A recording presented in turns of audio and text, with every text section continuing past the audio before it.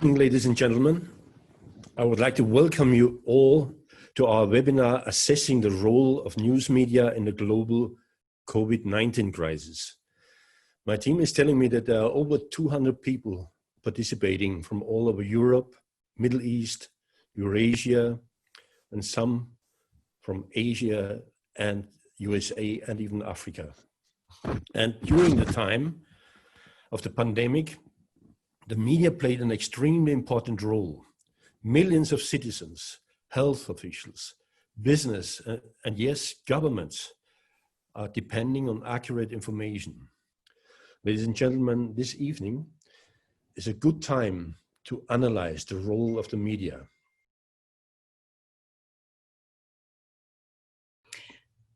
Well, good evening to you, and it's a real pleasure to be able to discuss the news media's performance during this year's COVID-19 pandemic. As you just heard, I am a senior advisor to the International Media Association for Peace, or IMAP. This new project of the Universal Peace Federation was launched this February at a large global peace and education summit in South Korea.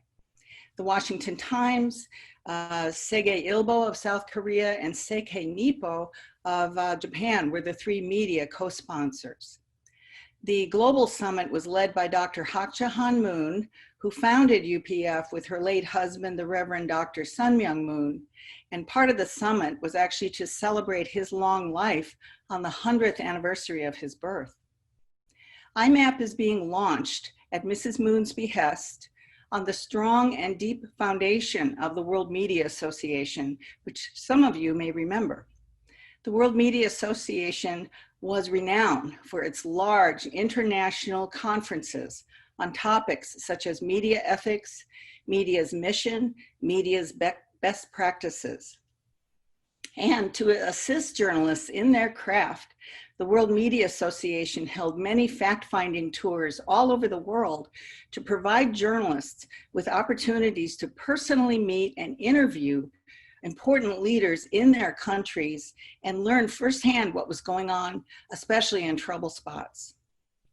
So IMAP's mission today is to provide leadership and networking opportunities to media practitioners around the world and address the current crises in media leadership, media credibility, media standards and ethics, and the seemingly never-ending industry upheavals and innovations.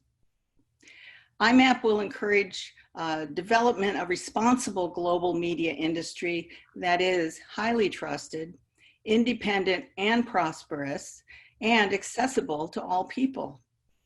And as the peace word in IMAP's name suggests, there's also a strong desire to assist the news media to shine a light on dialogue, collaboration, and conflict resolution as a way to promote human development, human rights, social well-being, freedom, and happiness.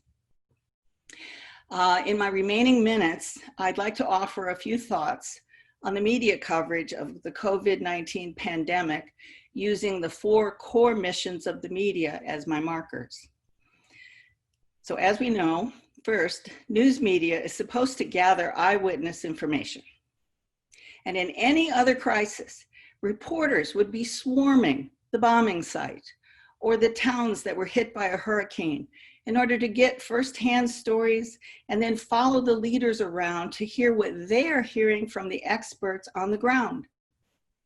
With COVID-19, human relationships were virtually shut down. How many reporters could get into hospitals or nursing homes or even families' homes to see and hear what was going on? Any news gathering, it happened at arm's length. Also, let me know if this is true in your news organization. Didn't COVID-19 atomize your newsroom? How many of you had in-person collaborative strategy meetings on how to cover this massive, unprecedented pandemic? Or was everybody trying to coordinate on cell phones and email? I mean, it's no wonder wires could get crossed on how best to tackle this monster of a breaking news story. Second, The media is supposed to vet or verify information to make sure that their news articles and broadcasts present the fullest, most accurate truth possible. Now, again, in a world where everyone's supposed to stay home, the media had to fight to identify and then find and contact the desired experts to get the live interviews and live videos that they needed that were independent of whatever the government was saying. And when it came to finding reliable sources, how many reporters or editors have ever covered a pandemic before like this? Or know medical issues well enough to know what questions to ask and then what information to push back on? You know, when US public officials said between 1 million and 2 million Americans would die in the next 3 months without mitigation, who knew how to push back on that jaw-dropping prediction? I will say I never believed that number. And I frankly don't think I know anybody who does. And yet that prediction of 2 million deaths was a big part of why we shut down the United States. So vetting information was quite difficult, and of course it led to confusion. And speaking of confusion, the media is supposed to make sense of complex streams of information. Well, with COVID-19, the virus may not have mutated, but the experts' advice sure did. First, they said the virus is not transmissible among humans. And then they said, whoa, wait a minute, yeah, it is transmissible. And then they said COVID-19 causes mild illnesses like a cold in a lot of people. And then they said, no, COVID-19 is deadly and it can kill even healthy middle-aged people in a week. And about surface transmission. First, we heard COVID-19 should not be transmissible on all those Amazon delivery cardboard boxes that we're ordering because we're stuck at home. But then it came out that COVID-19 actually lasts 24 hours on cardboard. So please don't touch that package when it gets here. And then as of June 2nd, our United States CDC says COVID is unlikely to be spread by domestic or international packaging. I mean, how on earth can the media keep their stories straight and accurate when experts are jumping around and changing their tune virtually every week? And finally, a hallmark of media is its brilliant investigative reporting. But with COVID-19, I'm not sure any of us acquitted ourselves very well on this. Even the experts that the media had to depend on did not understand this virus for a long time. They thought it was like other respiratory infections, which is perfectly reasonable.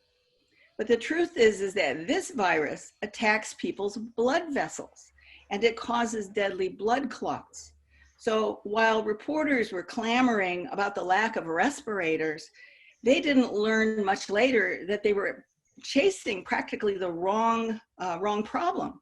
They should have been asking about anticoagulants and blood plasma injections with COVID antibodies. The panelists, pathologists, I should say, pathologists were actually seeing the blood problems back in early March. And good reporting could have brought that to light sooner, but it was just so difficult to handle this. So I pray today investigative reporting will focus like a laser on COVID cures as well as prevention technologies.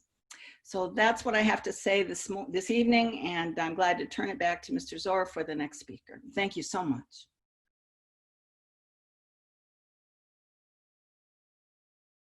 Thank you everybody for being here in this incredibly important topic that we're doing. I'm what, as Peter said briefly, I'm what they used to call a barefoot reporter by trade, working from far-flung foreign fields, filing stories to the BBC in London and other news outlets over the years. And as that great Victorian novelist and journalist Charles Dickens, we're marking the 150th anniversary of his death today, which is why I'm putting him in, he said, always wandering here and there, seeing many little things which, because they interest me, I think may be of interest to others. The role of the media has, of course, changed unrecognizably since Dickens' day and since I stepped into my first war in the 1980s, but it's also remained the same. It's to tell stories and explain and shine a spotlight on things that we may not know about, but should or are simply interesting. So where are we now with COVID-19 and the media? Well, sitting here locked down in London, I, as Cheryl said, am totally confused. I may or may not have had COVID-19. My wife more probably has had it, but we don't know. And we're 4 months in, and we have no idea of how to get tested. I was cycling through Hyde Park the other day along the Northern Carriageway and bumped into an army-run drive-in test place. I wasn't allowed to take photographs. It had no customers. I asked the warden there, how does one register to get tested? He had no idea. He didn't know what was going on. He was going off shift. It has been like that for 3 or 4 months. There are conversations about how many people can meet together, how far we can drive, how the virus travels and lives, as Cheryl said, and the politicians keep telling us that their guidelines are clear, which they might be on some largely unseen document. Excuse me a second. But here we've had the most powerful advisor to the Prime Minister, Boris Johnson, breaking, we think, the guidelines where people were meant to stay at home by choosing to ride out his coronavirus infection at his holiday home in Durham in the far north. We thought the guidelines were clear, but apparently they weren't in his eyes. Large gatherings are illegal, except it seems when 20,000 people want to march through the centre of London cheek by cheek in the Black Lives Matter campaign.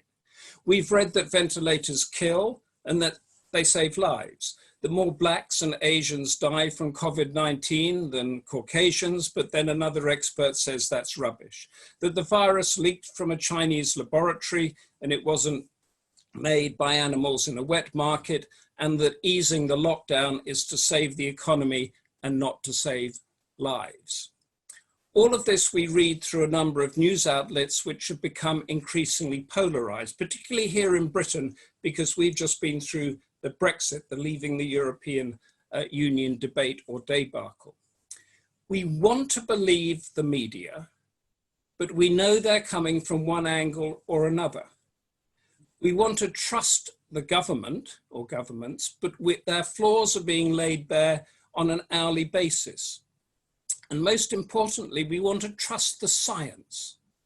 But there appears to be different sciences from different lobby groups or universities competing with each other, and our political leaders plucking out what best suits their policies. And this is where the confusion lies, and it's not just in Britain. So how do we get our news? Increasingly, the first injection of it comes from our phones or our tablets through citizen journalism. The George Floyd video, the one of the 75-year-old man being knocked over by the police in Buffalo, New York.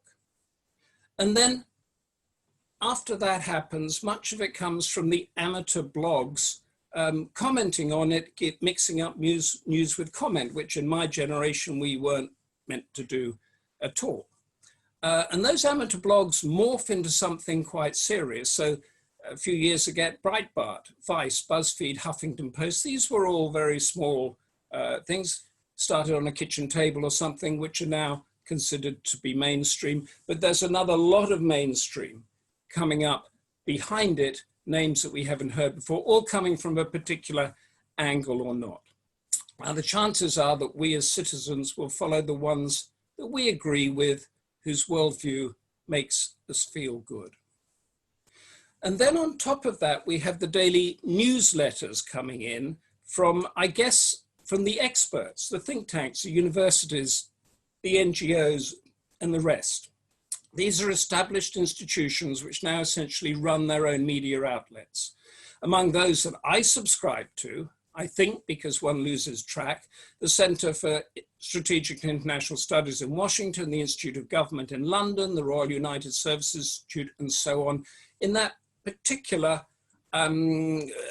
security and international area. Then there are the health ones, and then there are the rock ones and the fashion ones. There are a myriad of these newsletters coming in to us all the time. One of the ones that has become very prominent is the magazines like Nature and The Lancet, which have got their own views on what is happening over COVID. Now, before COVID, as I mentioned before, we had a test run with Brexit, where everything became polarized, divided, slanted, and political, and it still is. This is how we're getting our news here in Britain, but if that's not confusing enough, we now have some very sophisticated rival global news channels. The BBC, which I worked for many, many years, used to be described as the world news as seen from London. In other words, we're going to be as fair and unbiased as possible, but you have to understand it's put together by a group of people who live in London, so therefore we're going to reflect a little bit of that in how we put the news over. It's a global leader.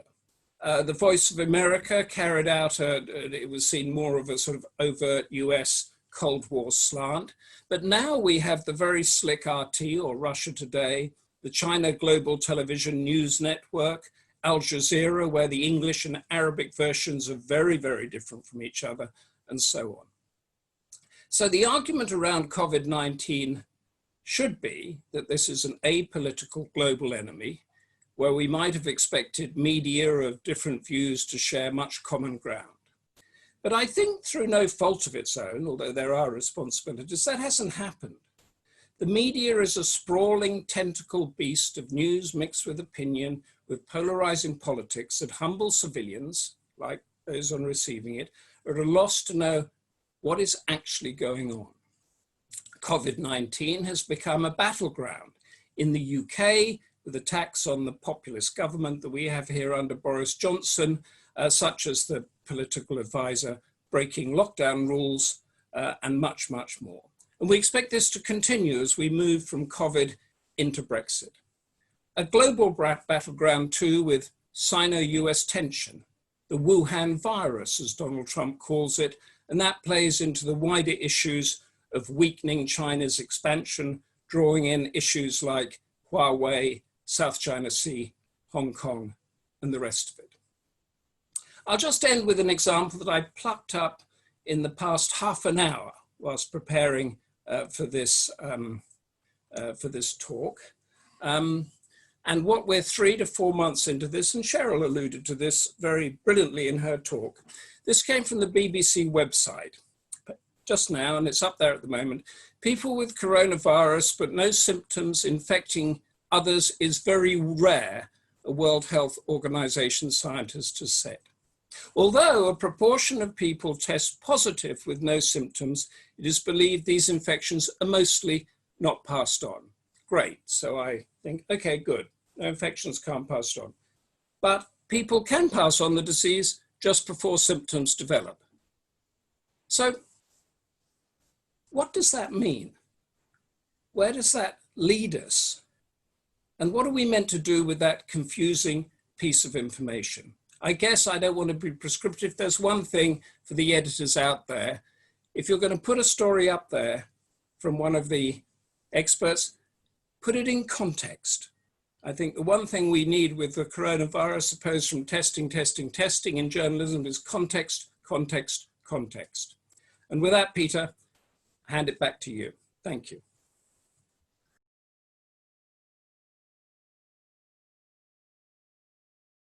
Yeah, thank you for this kind presentation and for your invitation to this very interesting webinar. As you said, we've been covering freedom of religion or belief around the world for many, many years, which means violations of Article 19 of the Universal Declaration, but also any form of discrimination and intolerance, and also in some cases hostility against specific religious groups.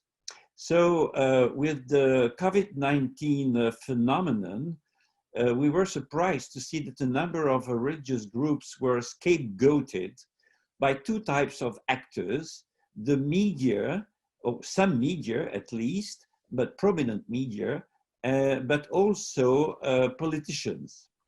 And we investigated three cases, one in South Korea of a new religious movement, and two in France, an evangelical church in Mulhouse, and also a traditionalist Catholic church in Paris. And we are in contact with a Muslim group in northern India that it is also defamed by politicians and the media. What we have noticed is that the scapegoating of any group never emerges from a vacuum. It's like a fire that has been brewing for some time or for a long time, but it has never gone out, and that at any moment can flare up again. And that's what we've seen with the groups that we have investigated. And it was really a common denominator that before COVID-19, there were already a target of hostility and defaming campaigns and so on. I will not go into the details of each of the three cases, and I will first focus on the events in Mulhouse in the northeastern part of France. Like every year, around the mid-February, that group organizes, it is called the Christian Open Door, and it organizes a big annual event where about 2,000, 3,000 Christians, including families with children from France, but also from neighboring countries like Germany, Switzerland, Luxembourg, and so on. They gather for several days of praying, fasting, and having all sorts of religious activities. When it happened this time, it was between the 17th and the 21st of February. At that time, there were no restrictive measures at all. Churches, bars, restaurants across the country were open. There were football matches, so life was almost normal. But just a few days after that big event, the pastor, Pastor Peter Schmidt of that church, realized that there was something wrong with the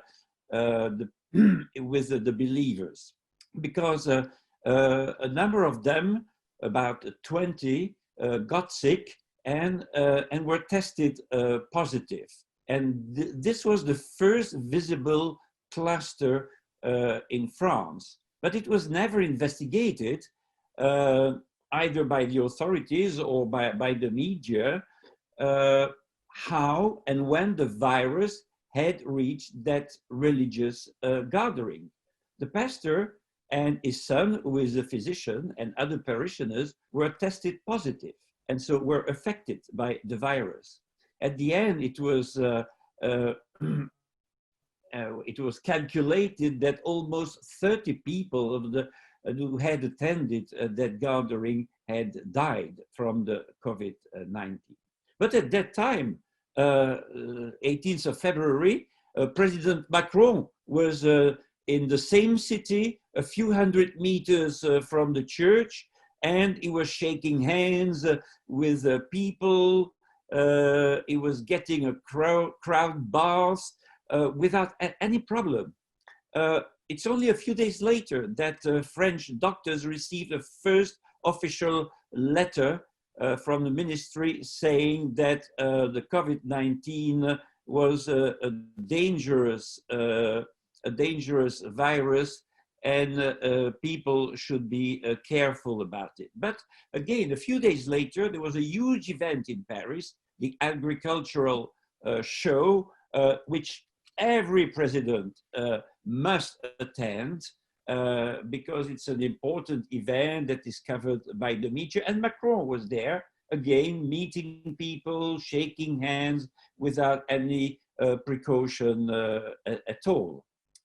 It's only beginning of March that the regional health service, health agency said, well, now big gatherings of several thousands of people should not be allowed. So the public stigmatization in fact started only 4 weeks after the gathering of the church, the evangelical church. And it started from a regional high representative of the state that is named in French le préfet, and it was a woman, and she was new in that position in that region, and she made a statement on the radio saying, and I quote, "The pandemic started from an evangelical gathering which took place in the Haut-Rhin with more than 3,000 people and no respect for the restrictive measures. In short, everything cannot be done, everything that cannot be done, and we pay a high price for this disrespect of basic measures." But this accusation was not only wrong, but it was false news, because there were no restrictive measures at that time. So that accusation was totally baseless.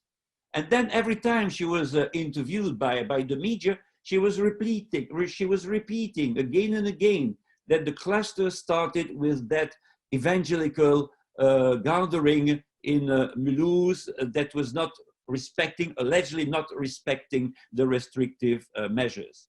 Of course, when such a person in such a high position representing the state makes such a statement, the media follow up. And so that's how the snowball effect, the dynamic of the snowball effect started, an escalation of the media afterwards. So French media started reproducing a declaration.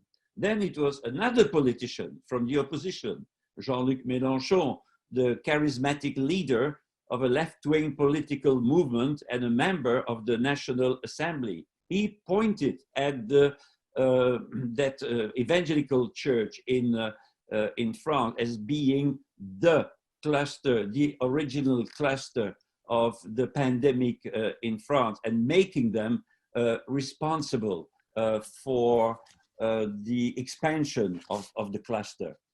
And he said that on television in a very long prime time political show.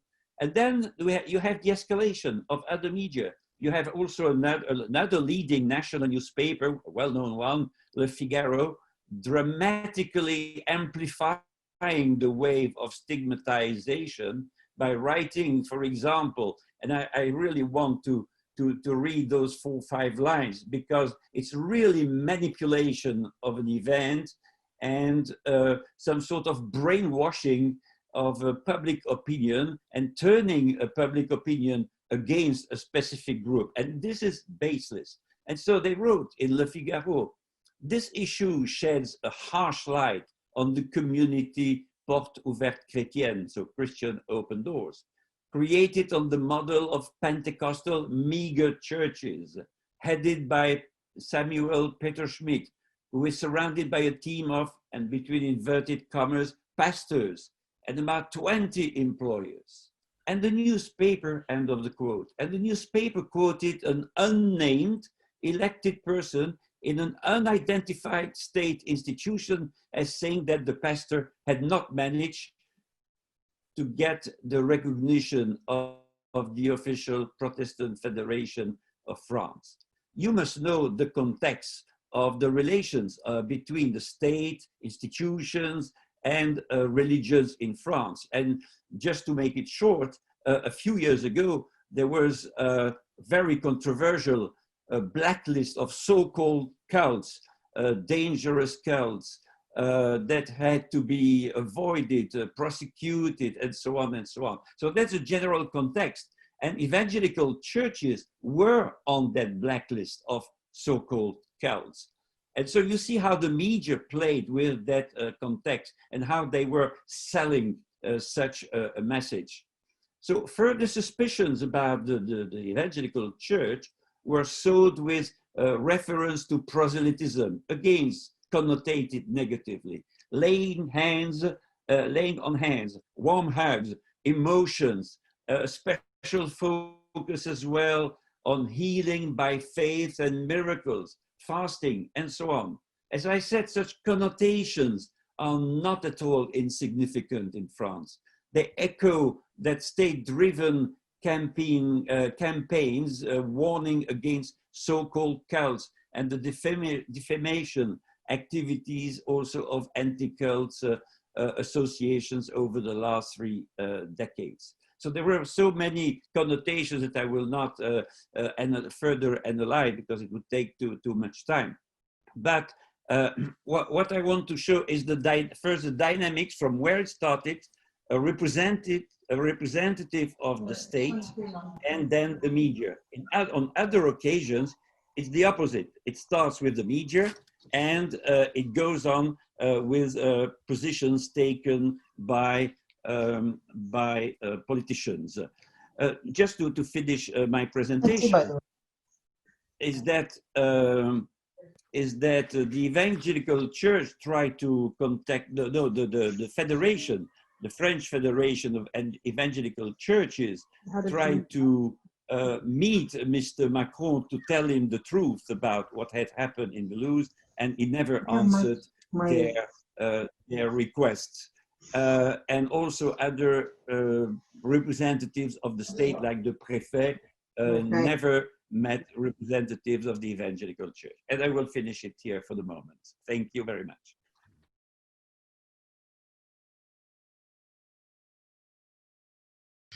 Well, thank you very much for all the lovely description of my person. And hopefully my statement will be lovely too, or I try to make it lovely too. First of all, I have to confess that English is not my mother tongue, and so sometimes possibly I'm just looking for some verbs or definitions, but hopefully it doesn't disturb.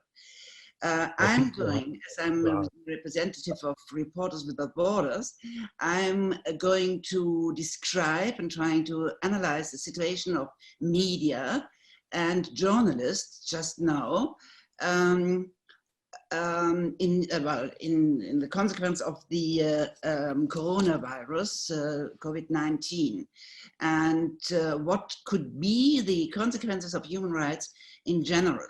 I mean, we know that the human rights are, were newly described by the United Nations in 1948, and Article 19 guarantees, or should guarantee,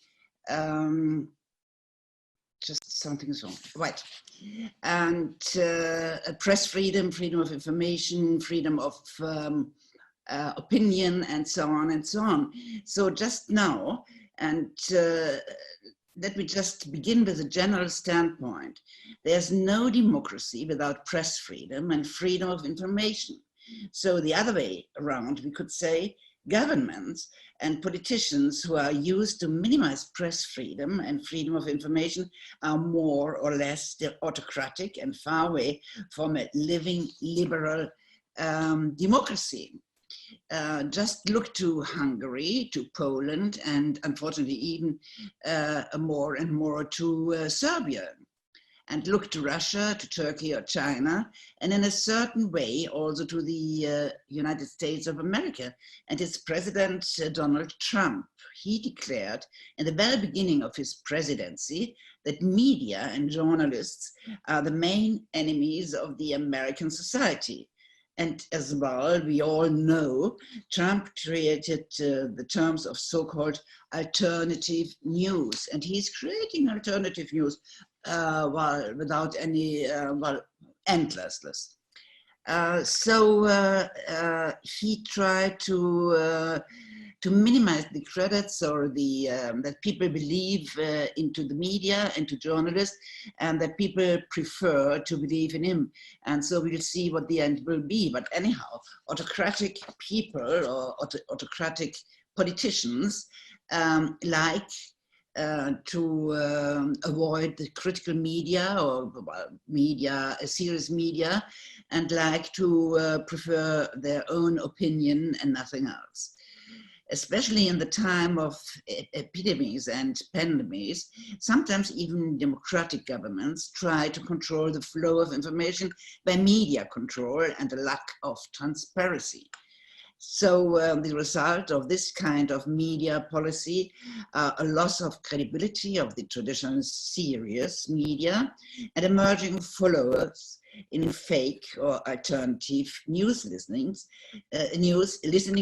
to conspiracy theories. And that's very, very dangerous, I would say, because these conspiracy theorists, they are charismatic, they are, they are very outspoken, and they are easy to understand. And so sometimes the people prefer to believe them instead of the quality media. And when I say quality media or serious media, that's not the rainbow media, but you know, like New York Times or like Financial Times, or in Austria Standard, and in Germany Süddeutsche and Frankfurter Allgemeine.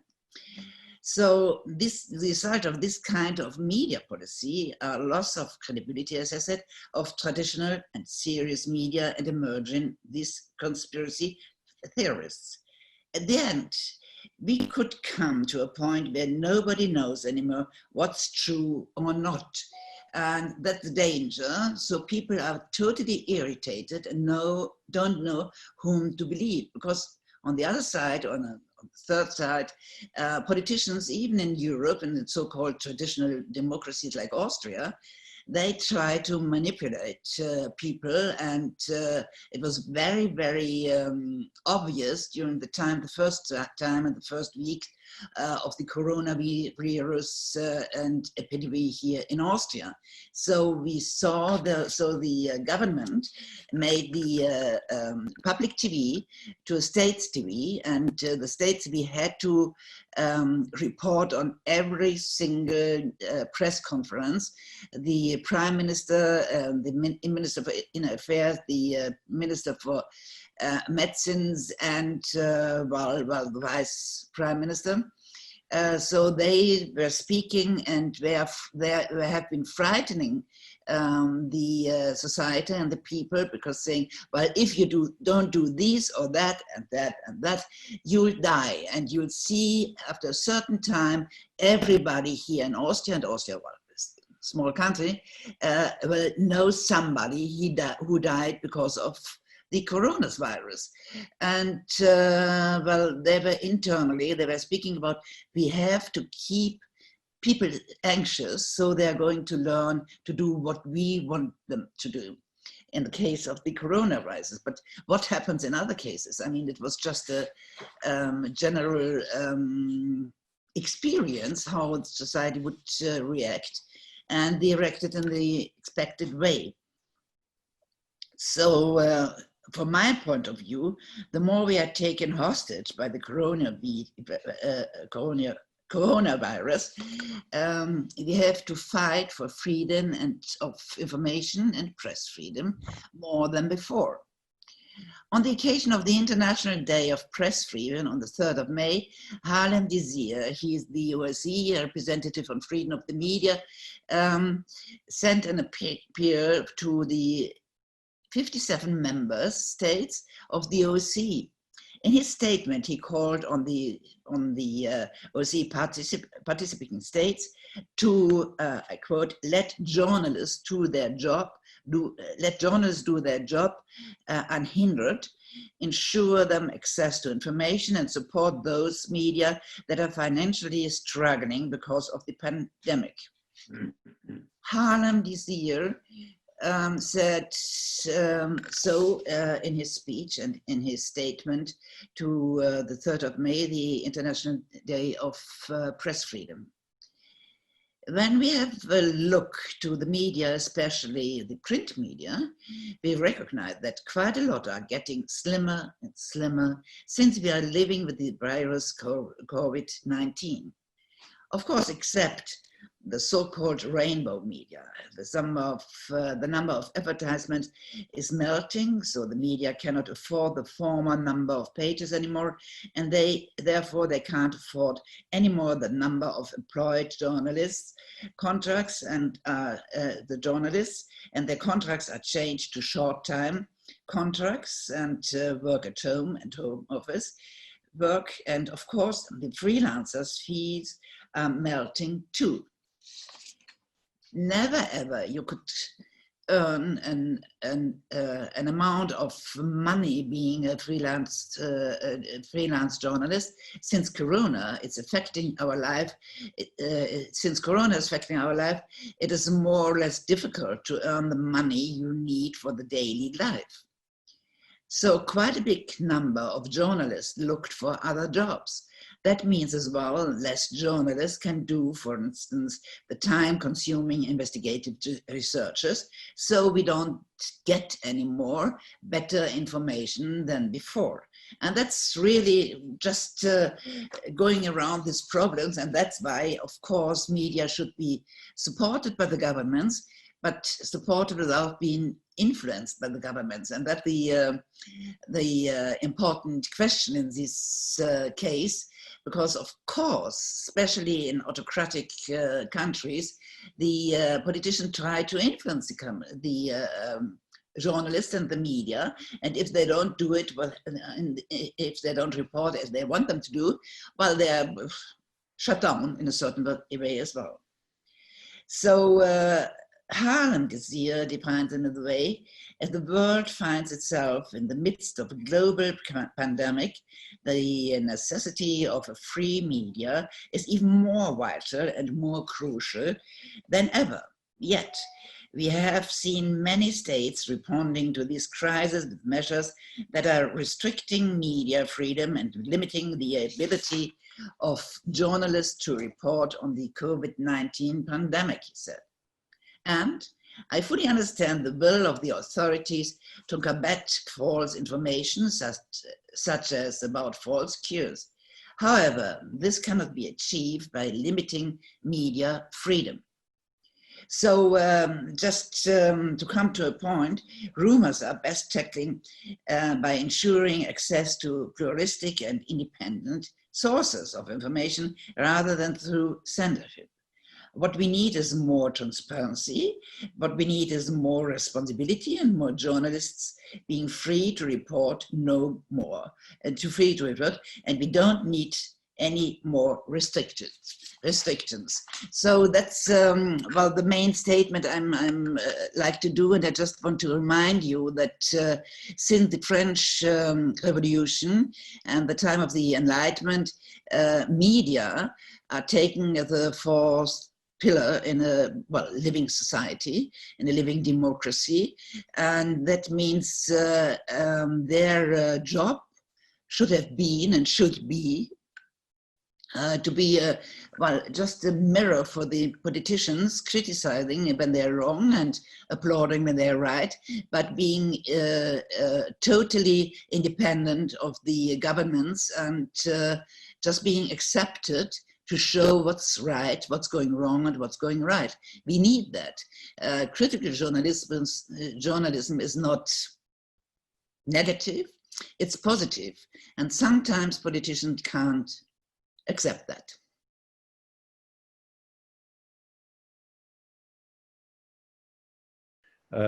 I would like to introduce Mr. Heiner Hanschen. He is the director and permanent representative of the UPF office for the United Nations in Geneva, Switzerland. Heiner Hanschen, please. Thank you very much, Peter. Hello, distinguished panelists. I have to say we stirred up through this panel quite a lot of questions, and a lot of questions were directed towards government. So I have to actually take the questions that are more related to media and media behavior. So I will now address maybe the first question. It deals with the origin of COVID-19. As we heard from one person asking the question about mainstream media, reporting that basically it's the origin is China, but actually, according to that person, are there any credible reasons to believe, in your opinion, in the account of the Chinese government blaming the US government for the origin of the virus? I would like to address this question to the American representative here, Mrs. Wetstein. Please don't take it personally, but I think you may be the best person to answer this one. I didn't quite hear the question. It's concerning the origin of the Wuhan virus.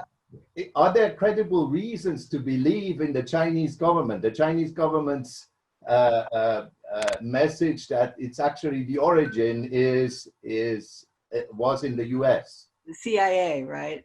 Yeah, we have a question actually that goes in that direction. We happen to have on the Washington Times staff a gentleman named Bill Gertz, who has been tracking China and written 3 books about China and has very, very, very deep sources into the so-called spook intelligence community. And he's the one that actually way back February, March, he's one of the first that said this virus may have come from a laboratory in Wuhan. And he wrote extensively about that.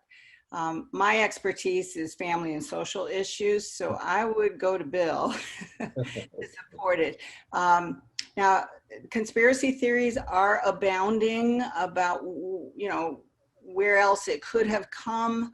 But I do think that the American public is pretty convicted that this did arise from China. We've argued about whether bats are being eaten or flying around or what is going on, and stop eating bats. So we really, as Americans, as far as I could tell by all the social media I've been consuming for 4 months, there is not a big question that there's any chance that our CIA did this. Okay. Thank you very much. Our next question is the following. It's from Germany. Should the media always divulge the discoveries through this crisis immediately, thus fueling a lot of fear, even causing death in some cases? Or shouldn't the media rather reveal the facts in a more prudent language and spread the messages bit by bit? I would like to address this question to Mr. Willy Fortre. Yeah, I think we have seen the same phenomenon in France, where there was a lot of competition between experts, let's say infectiologists and others from Paris and Marseille, and trying to get first on the stage to expose their what they had discovered, which is in fact very limited, exposing as well the so-called failures of the other researchers not abiding by the scientific and ethical rules. It was a very sad show, I'm afraid, because many egos found opportunities to be visible and to make their hospital or their research works to put them on the radar. And probably behind the scenes there were also competitions for possibilities of getting funding. So out of all that cacophony of voices and opinions of experts from all realms, I would say, we as viewers watching TV every day and trying to be better informed about the phenomenon, the COVID-19 phenomenon, I think that finally we were quite at a loss and didn't understand where were the facts and where were the myths or the fiction. Okay, thank you. The next question is addressed to Mr. Huxley. It's from Peru. The person wrote, I see the British national media, BBC and the press taking negative view of almost every piece of information that is issued and also aggressively interviewing the Prime Minister and members of the cabinet, almost bullying them into answering an often trivial question. This is adding to the distress of many people in the situation and inciting negative and sometimes violent responses from the public. In your opinion, is this an abuse of their position as representatives of the media? And also, is this the case also in other European nations, according to your knowledge? Thank you, Peter. I think it's, I mean, the question really goes to the heart of everything. How much do you hold a government to account in a situation like this?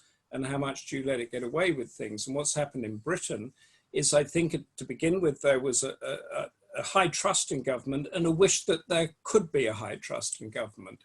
But because of the way the media operates, and because they were putting a daily press conference together with a politician, and then two scientists, one medical and one scientific on each side, and the media was coming at them.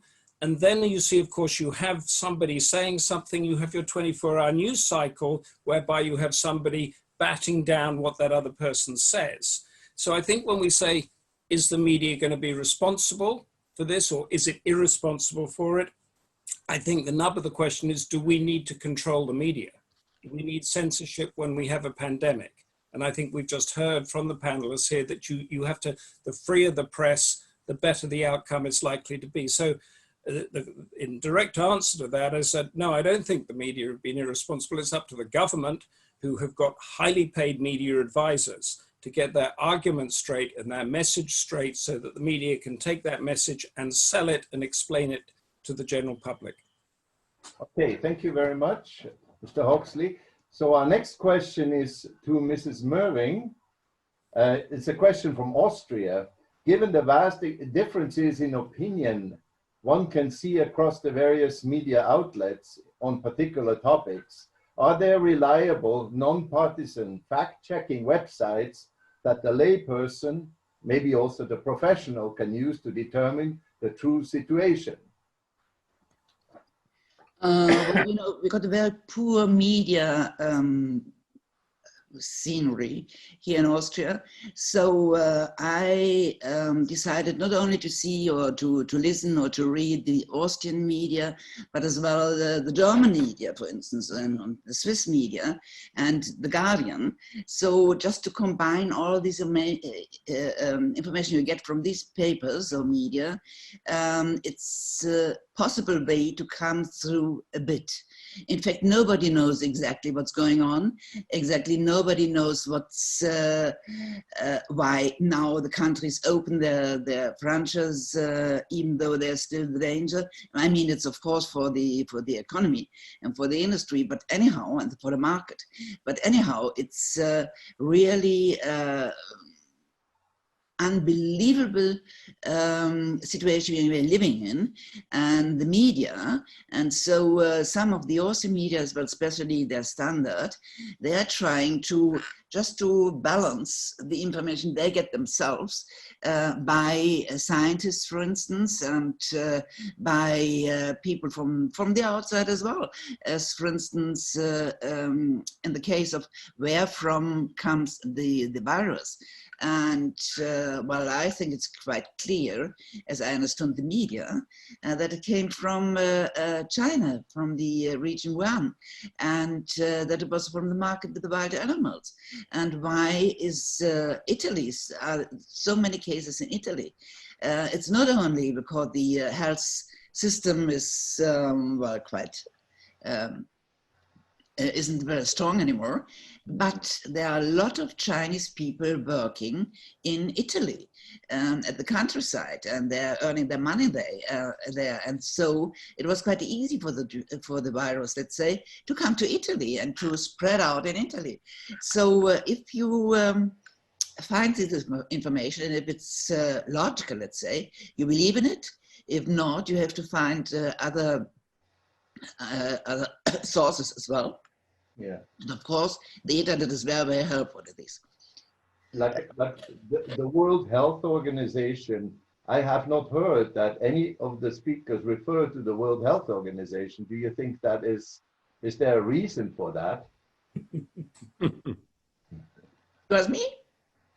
Yeah, that can be actually to any of the speakers. Well, I think the World Health Organization is really, really very good and very, very careful.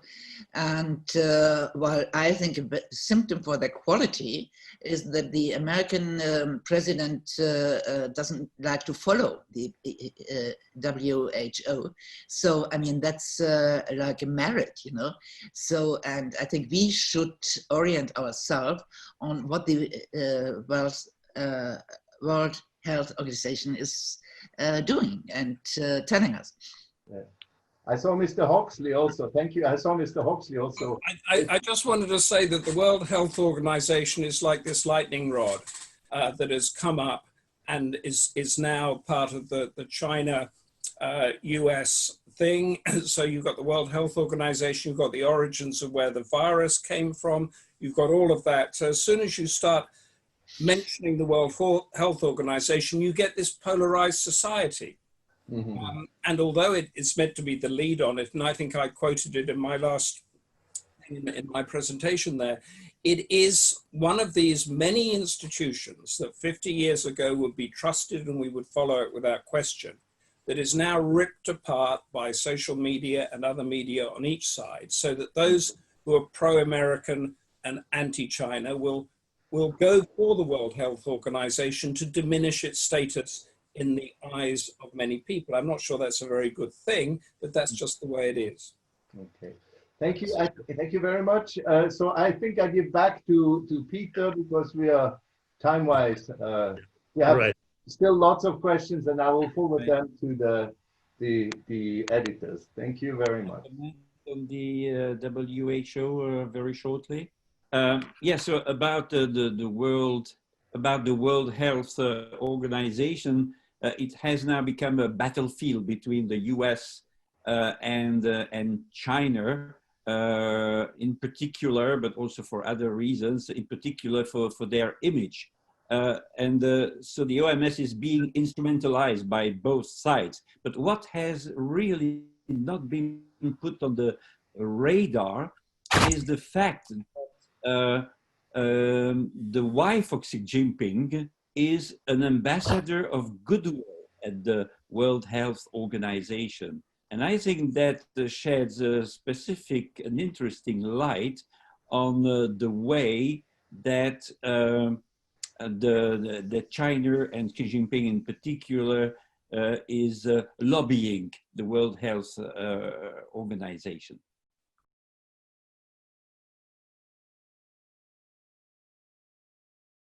Thank you, Peter, and thank you, respected panelists and dear participants. I'd like to thank you for attending our third Peace Talk webinar organized by UPF in our UPF Europe and Middle East region. I particularly thank the panelists for enlightening us with your experience as professionals in the media during this crisis. As this year marks the launch of UPF's International Media Association for Peace, that Cheryl Westin so ably described in her talk, I'd like to say a few words about its background. Since World War II, the world has been dominated by communication. Let's face it, the Cold War was fought more through the media than by military means. This raises the question, is it possible to use the power of media for peace building? And if so, how can this be done? When our UPF founder, Dr. Moon, created the World Media Association in the United States in 1978, he said, "My ultimate goal is to achieve lasting peace. This goal is far more likely to be accomplished by the work of the media than by military people." 2 years before, after celebrating America's bicentennial in a large rally in Washington, D.C., where he urged American people to stand for peace in the world, our founder had announced that his next focus would be to hold a rally for peace in Moscow, the capital of the Soviet Union. In 1976, the Soviet Union was very powerful and the Cold War was in full swing. So no one could imagine that Dr. Moon, who was well known for his opposition to communism, could ever be welcomed by communist leaders in Russia. Yet, 14 years later, this prediction came true. In April 1990, Dr. and Mrs. Moon were welcomed in Russia, that's exactly 30 years ago, and received by Mr. Gorbachev himself at the Kremlin. Although many factors were involved, it was mostly the work of the media that made it possible. Years earlier, in 1982, our founder had launched the Washington Times daily newspaper in Washington, D.C.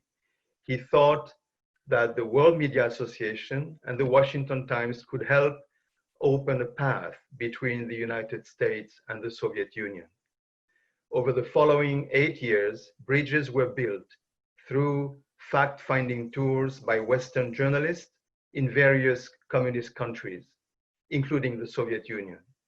Eventually, mutual trust was developed, and in 1990, the UPS founders were invited, along with prominent world leaders accompanying them, to a world media conference in Moscow, jointly held by the Soviet news agency Novosti Press and the World Media Association. This conference and the personal meeting between the UPF founders and Gorbachev helped open doors for many years of work by our organization in the former Soviet Union. It's a work that continues until today.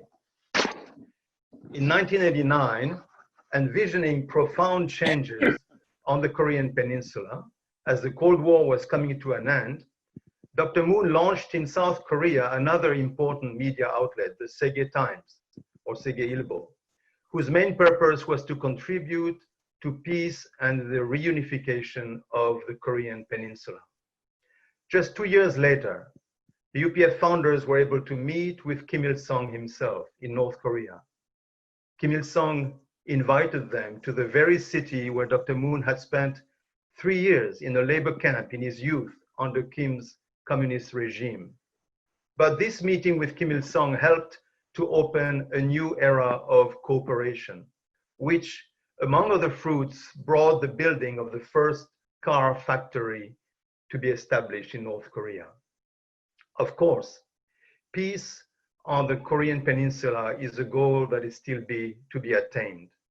But the media foundation developed by the founders has ever since been at the forefront of this effort toward peaceful reunification. At the recent UPF World Summit a few months ago in Seoul, Korea, these two newspapers, as was mentioned, I think, by Cheryl, the Washington Times and the Segye Times, and also their sister organization, the Seikai Nippo in Japan, were the main organizers of the media conference that launched the International Media Association for Peace. Today, the COVID-19 crisis sheds light on our common and fragile humanity as we face the virus, prompting us to compassion and toward international cooperation. But also it sheds light on many levels of conflict within and between nations, and of course between the superpowers China and the United States. By calling recently for UPF to set up one community under God with its partner organizations, the UPF founder, Dr. Mrs. Moon, and is underscoring that genuine peace will be built only when all parties are able to focus on values and defend human dignity beyond nations, religions, and political ideology. As someone who has lived and worked for several years in Beijing, in China, I live there with my family, like some of you, I think, on this panel did too. It's my sincere hope that just as the World Media Association was able to open path for cooperation and understanding between the United States and the Soviet Union during the Cold War, the International Media Association for Peace can successfully build bridges between today's powerful enemy nations, China and the United States, and of course between all nations of the world. while remaining a voice for truth and a force of conscience for society. Thank you. Thank you very much. Thank you, Mr. Mariam. With that, I would just like to read out 3 of the upcoming webinars. I would just like to tell all the participants and as well as the panelists, if you want to know more about these webinars which are going on, not just IMAP, but also of the other UPF affiliated organizations, you can find them, you can find the announcements on the UPF website. The URL of the website is on the invitation letter you received. So upcoming events, 1st of June, June the 19th, Peace Talk Seminar, International Association for First Ladies for Peace. It's organized by the Women's Federation for World Peace. And the title is Women's Leadership in Times of Crisis. The second web seminar, on the 26th of June, UPF, organized by the UPF and the International Summit Council for Peace, with the title, The European Union and the Emerging Global World Order. And then the last one, the third one, organized by the UPF and International Summit Council for Peace, with the title, The Democratic Process in the Balkans. And these are the web seminars.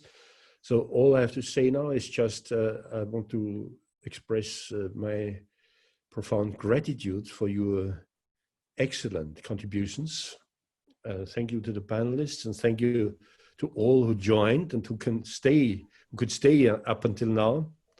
Some checked out already. We were well over 200 people at this webinar. And finally, I would just like everyone to smile and wave and say hello. Okay, all the panelists, please. Hello. Thank you. Bye-bye. Thank you. That's the end of our seminar. Bye. Bye-bye. Thank you. Thanks, everybody. See you next time. Thank you. Thank you, everyone. Regards to Bill Gertz.